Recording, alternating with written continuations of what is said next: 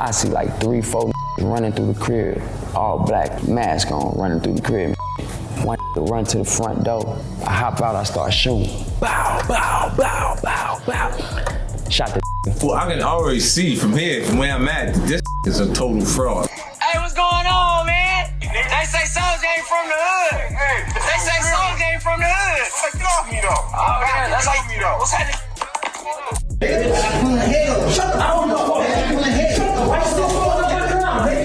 Every one of these guys sold the same story. Tough neighborhood, real guns, real affiliation, real consequences if you step to them wrong. It works because the persona and the person are impossible to tell apart from behind the screen, and for a while, that's exactly the point. The illusion is the product, and the culture rewards whoever sells it most convincingly. The problem is, a story only survives as long as nobody who actually lived it decides to check the facts. And every single time that happened here, across 4 different decades, and every corner of the culture, it cost them something they never fully got back. Vanilla Ice built his entire debut around it, and he did it first. SBK Records put out a biography claiming he grew up in the rough parts of Miami, ran with gang members, survived a stabbing, and won motocross championships riding for Team Honda. I did attend a high school there. I never said I didn't, and they're making it look like I said I didn't. Dallas is my home away from home. I have a house in Dallas right now. I have a home in Miami. None of it held up. The Dallas Morning News ran a full expose in November 1990 and found he actually grew up middle class in a Dallas suburb, never won a motocross title, and never attended school with Luther Campbell like the bio claimed. On that same Arsenio appearance, visibly caught off guard, he tried to prove his street credibility by bringing out Flavor Flav, a man he'd only met the night before, as if that alone settled the question. Before we get into all this stuff, I want to give a special shout out, and I want to bring a homeboy of mine out here, Flavor Flav. Reporters also caught him saying he'd been stabbed and nearly died in a gang altercation, a story that fell apart the exact same way once anyone bothered to check it against the record. I did get stabbed 5 times, almost died.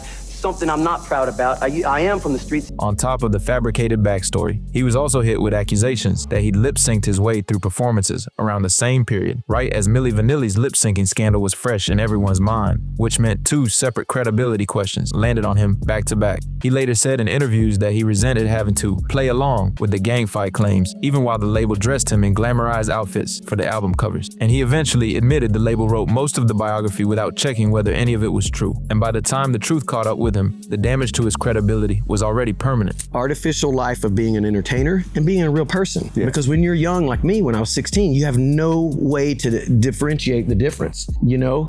And you're really just a kid, but you have all this responsibility on your shoulder and you have to be an adult, whether you like it or not. By his own later account, the fallout contributed to a genuinely dark period for him, one that reportedly included a suicide attempt by overdose once the fame evaporated almost as fast as it had arrived in the first place. He kept working for decades afterward, eventually rebuilding a second career in real estate and reality television, but nobody in hip-hop ever took the tough guy routine seriously again, and it set the exact template every rapper on this list would end up repeating in their own way. Vanilla Ice got exposed by a newspaper doing his job. Soulja Boy managed to expose himself on his own account in front of his own audience more than once. In January 2017, in the middle of a public feud with Chris Brown, he drove out to Compton and started an Instagram live specifically to prove the internet wrong about where he was from. Hey, what's going on, man? They say Soulja ain't from the hood. They say Soulja ain't from the hood.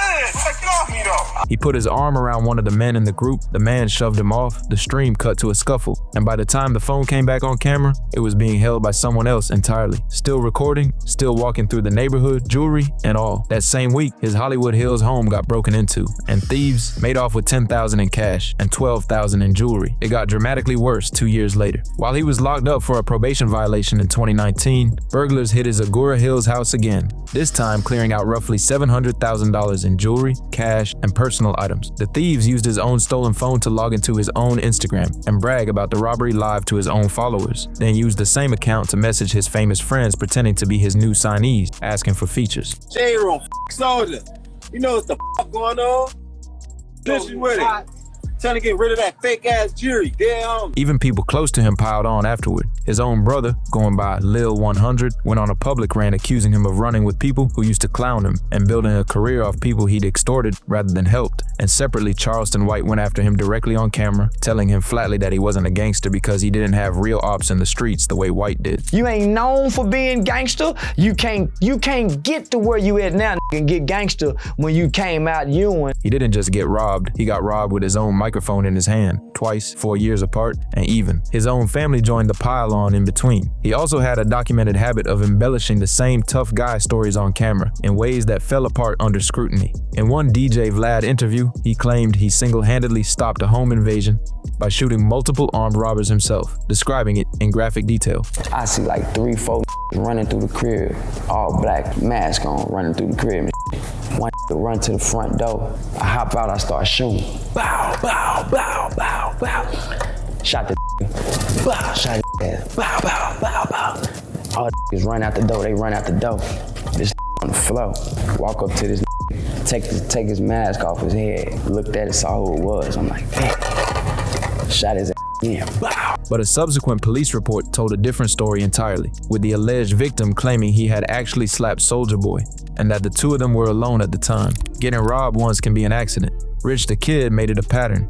In June 2018, armed robbers broke into his girlfriend's LA home while he was there, beat him badly enough to hospitalize him, and walked off with cash and jewelry. And there was a horrific home invasion in LA, and Rich the Kid was hospitalized, and actually still may be hospitalized with brutal injuries from this attack. They then pulled out pistols, and then it got physical, and we're told a couple other people entered the way and started jacking him up and beating him up. Less than a year later, hours after posting a photo of himself holding stacks of cash outside a Lamborghini with the caption, "Always in bank mode deposit," he was robbed again outside Westlake Recording Studios in West Hollywood, the same building where Usher happened to be recording that day. 3 suspects confronted him, and members of his entourage in an alley behind the building demanded money and jewelry, pistol whipped one of his bodyguards badly enough to leave shell casings and blood at the scene, and fired as many as 6 shots as they fled. Rapper Rich the Kid, one of the potential victims in an attempted robbery and assault in West Hollywood. Witnesses described hearing the gunfire from the street and diving for cover as the suspects sped off in a getaway car. 2 robberies in under 12 months, both times right after he'd been flexing the exact wealth that made him a target in the first place, in front of an audience that was watching his social media closely enough to know exactly when and where to find him. The internet didn't need a diss track to make the point. The math did it for them, and it did it twice. Getting robbed for flaunting money is one kind of exposure. Getting exposed for the job you actually worked is another kind entirely. Rick Ross built Maybach Music on the voice of a fictional kingpin, and he had been the exact opposite of one. When the photo surfaced in 2007, Ross's first instinct was to dodge it completely, telling all hip-hop the picture had been faked by online hackers. That denial didn't survive contact with 50 Cent, who had both the motive and the resources to make sure the whole culture found out. Well, I can already see from here, from where I'm at, this is a total fraud. I'm deciding to fuck your life up. Rick, I'm gonna fuck your life up. 50 didn't just call him out once. He ran the Officer Ricky cartoons for months, tracked down the mother of one of Ross's kids to confirm the story on camera, and turned what should have been a 1-week news cycle into a multi-year humiliation campaign. The response tracks kept coming from every direction. Lloyd Banks released Officer Down the same week as 50's Tia Told Me in February 2009, piling multiple G-Unit disses onto Ross within days of each other. Ross fired back too, and 2 months later, in April 2009, he released his own video for In Cold Blood, depicting a mock funeral for 50 Cent himself. The feud eventually spilled into something darker.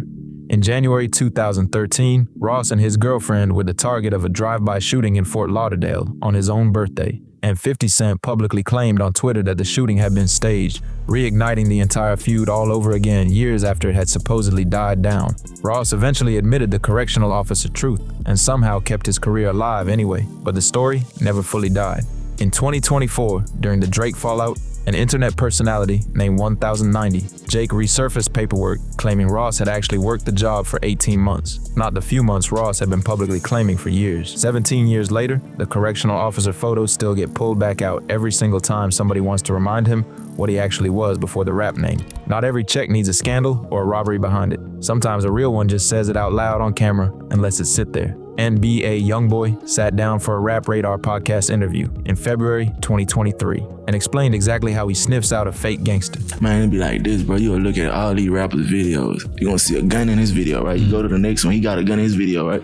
Man, you gotta dig a little deeper sometime, bro. All right, now look at his mama. His mama ain't no gangster, so how the f*** is he a gangster? That don't be adding up, bro. He didn't name anyone in that specific clip, but fans connected it straight to NLE Chopper within hours. And the moment took on a life of its own online regardless of whether Chopper was the actual target. The two had a real, ongoing beef by then anyway, one that had started years earlier over Chopper collaborating with a YoungBoy rival, and it flared up again in late 2025 when Chopper dropped a 2-pack sample disc called KO using the same sample pack used for Hit 'Em Up, and directly accused YoungBoy of poisoning the youth and being a puppet in the music industry. YoungBoy fired back with his Zero IQ freestyle. Rapping lines fans immediately connected back to the beef, and the two sides have kept trading shots on social media ever since. No robbery, no lawsuit, no physical confrontation needed for the original moment to land. Just one sentence about somebody's mother, and the accusation stuck to Chopper's name for years afterward. Getting called out by one rapper is survivable. Getting laughed out of the entire genre you're imitating is not. Slim Jesus was an 18-year-old from Hamilton, Ohio, rapping a Lil Herb flow over a beat he found on YouTube, surrounded by a crew of teenagers, waving prop guns like it was Call of Duty.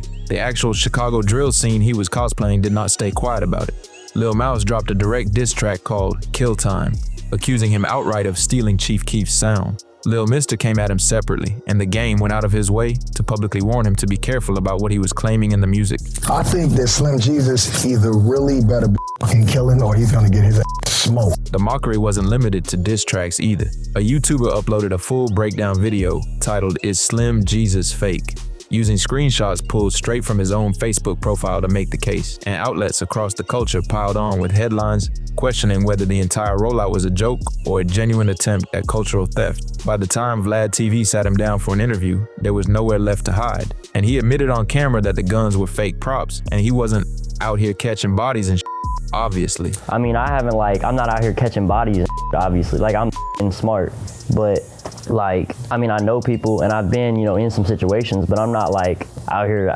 killing people. The exact quote that still gets brought up whenever his name resurfaces almost a decade later, long after the actual Chicago drill artists who inspired his sound moved on to careers of their own.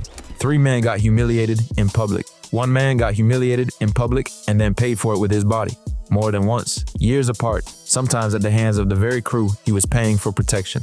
6ix9ine built the loudest version of this entire act, claiming 9 Trey Blood's affiliation, all the way up to a federal racketeering indictment. There was already a warning sign at LAX in February 2018 when 6ix9ine and his crew got into a street brawl, and the footage showed him throwing punch after punch and missing every single one.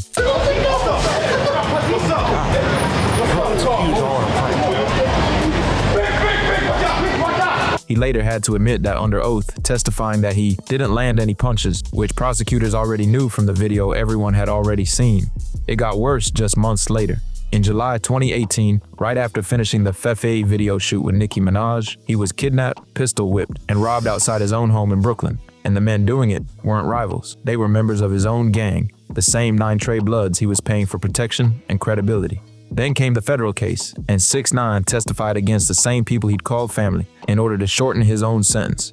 At one point, naming fellow rapper Casanova as a blood member on the stand in open court. That cooperation got him an early release, and it also got him a label that follows him everywhere, Rat. Less than a year after walking out of prison, he went to an LA Fitness with no security at all. 3 to 4 men caught him in the sauna area, and it did not stay contained to words this time either.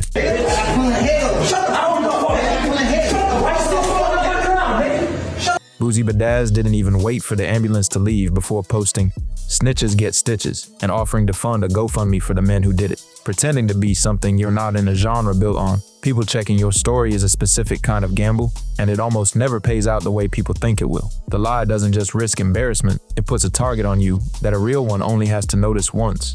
And by the time somebody decides to collect on it, it's not a joke anymore. It's a robbery, a beatdown, or a courtroom. That's been true whether the culture was checking receipts with a newspaper investigation in 1990 or with a smartphone camera in a gym bathroom in 2023. The tools change, but the outcome never really does. The rappers who actually last long term are rarely the ones who needed the costume in the first place. They're just the ones who told the truth about where they actually came from, kept working, and let that be enough on its own. And if you like this one, you'll definitely want to watch these other videos right now on your screen. Have a good one. Thanks for watching.